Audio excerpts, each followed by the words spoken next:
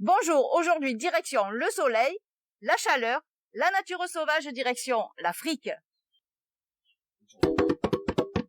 À défaut de prendre l'avion, nous allons construire une petite case pour notre petite case. Je vous propose de construire cette maquette. Les explications, c'est maintenant, je vous retrouve juste après. Nous revoici donc pour l'explication. Nous allons construire le contour de notre case à partir de rondins de bois flottés comme pour le pont. Dans une de mes vidéos précédentes, il s'agit de bois récupérés dans les lits de rivière. Il s'agit de bois lavés par le fil de l'eau. Je vous rappelle de respecter l'environnement et de ne pas les récolter lorsque cela peut nuire aux espèces. Nous commençons par couper 16 bouts de 10 cm. Essayez de prendre les bois les plus droits possibles. Nous ferons également 2 bouts de 5 cm, ça permettra de faire le passage de porte. Les dimensions et le matériel nécessaire est inscrit, mais un petit récapitulatif sera fait en fin de vidéo. Nous alignerons nos bouts de bois et nous tresserons à environ 2 cm de chaque extrémité. Seulement une corde au niveau du passage de porte, bien entendu. On coupe maintenant un cercle de 18 cm de diamètre dans un médium de 3 mm d'épaisseur. Nous visserons ce cercle sur le haut de notre case. Cela permettra de fixer nos bouts de bois et surtout de donner notre forme arrondie. Pour faire cela, nous utiliserons des vis de 4 par 20. Inutile de percer, vissez directement. Je vous rappelle que si vous avez des questions sur la procédure, sur le matériel, sur les dimensions, que sais-je, n'hésitez pas à me le demander en commentaire, je vous répondrai le plus rapidement possible.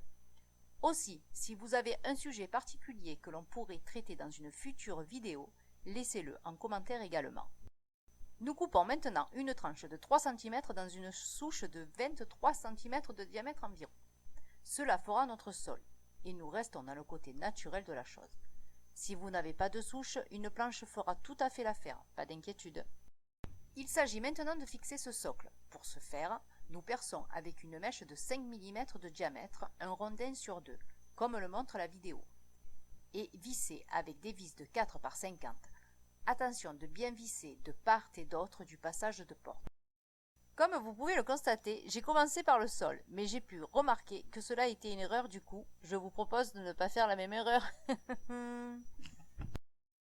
En effet, on visse tous les rondins sur la partie supérieure et 1 sur 2 en partie inférieure. Du coup, tous nos morceaux de bois sont bloqués en commençant par le haut. D'autant plus que le passage de porte n'est vissé qu'en haut, et pour cause. Pendant que je visse tranquillement, je vous rappelle que nous créons des tutos, des expériences, des petites animations en famille. Si vous aimez ce genre de vidéos, n'hésitez pas à vous abonner et cliquez sur la petite cloche pour ne rien rater. Nous allons passer à la toiture. Nous commencerons par la charpente. Pour la réaliser, j'ai utilisé des bambous de 1,5 cm de diamètre et de la colle à chaud. J'ai tout d'abord mis un pic à brochette au centre et j'ai créé un carré avec mes bambous pour donner la forme et faire la base de ma charpente, comme vous pouvez le voir à l'écran. Il faut maintenant relier le sommet du pic à brochette et les 4 coins de notre toiture. La forme du toit apparaît peu à peu. Nous reste plus qu'à mettre les lambourdes. Pour ce faire, nous utiliserons des bambous de 1 cm de diamètre que nous placerons respectivement en bas, au milieu et en haut de notre toiture, comme le montre la vidéo. Ça permettra d'y coller nos tiges de blé pour donner cet aspect paillage. Maintenant commence le fastidieux travail de paillage. Il faut coller les tiges les unes après les autres. On utilise la colle à chaud pour la première couche, puis on continue avec de la colle blanche pour les autres couches. Pour que l'aspect soit le plus réaliste possible, il faut 4 à 5 épaisseurs de tiges. Vous noterez que j'ai accéléré la vidéo par 64 pour vous éviter une trop longue attente. J'ai pour ma part passé 3 heures à coller les tiges. Heureusement que ce soir-là, il y avait un très bon film à la télé. Non, je plaisante, j'ai même pas la télé et c'est bien pourquoi on s'occupe à faire ce genre de vidéo. Bon, fini de plaisanter, je vous rappelle que je vous noterai tout le matériel nécessaire à la création de cette case, ou paillote comme vous préférez, en fin de vidéo. On lui fait une petite coupe printanière et voilà, notre paillote est terminée. Maintenant que nous avons pris un bon bain de soleil, je vous rappelle que le matériel nécessaire va être récapitulé en fin de vidéo. Je vous rappelle également que si le format et les sujets de nos vidéos vous plaisent, n'hésitez pas à laisser un pouce bleu. Enfin, si vous voulez ne rien rater, abonnez-vous.